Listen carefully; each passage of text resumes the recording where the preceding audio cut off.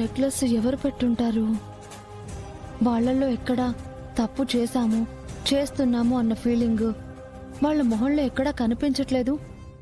ఇంకెవరు చేసుంటారు?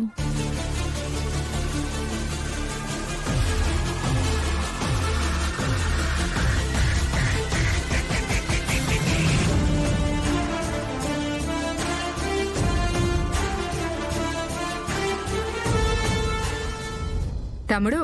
అక్క అక్క నువ్వేం తిట్టావచ్చుండో? 2 రోజుల నుండి షాపుకి రాకపోతే నిన్ను వెతుక్కుంటూ నేను రాక ఎవరొస్తారు తమ్ముడు?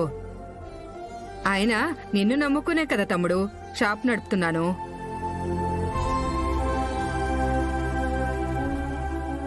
ఒక్క మాట కూడా చెప్పకుండా ఇలా రావడం మానేస్తే షాప్ ఏమైపోవాలి, ఈ అక్కేమైపోవాలనుకున్నావు?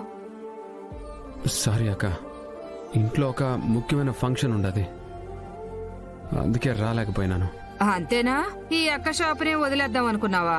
చచా అట్టేం లేదక్క, నేను రేపటి నుంచి వచ్చేస్తాను. అమ్మయ్యా, ఇప్పుడు నా మనసు ప్రశాంతంగా ఉంది. నీకోసం అని ఎందాకే వచ్చాళ్ళాను తమ్ముడు. అట్నా? మేమక్కడికి పోయిండాం? మీరు లేరు గాని ఎవరో ఒక అమ్మాయి మాత్రం మీ ఇంట్లో నుంచి ఆ ఇంట్లోకి వెళ్ళడం చూశాను.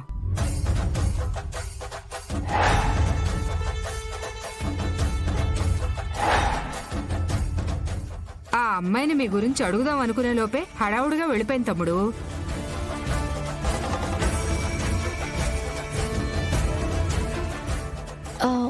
ఎవరా అమ్మాయి?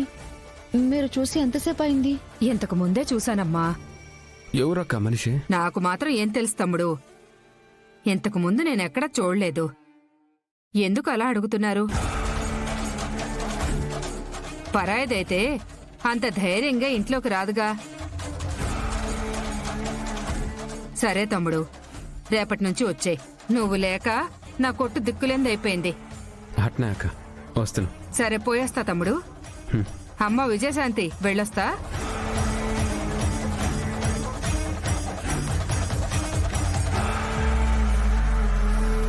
అంటే ఎవరో కావాలని నిన్ను దొంగని చేయాలని ఆ నెక్లెస్ తెచ్చి ఇంట్లో పెట్టారు.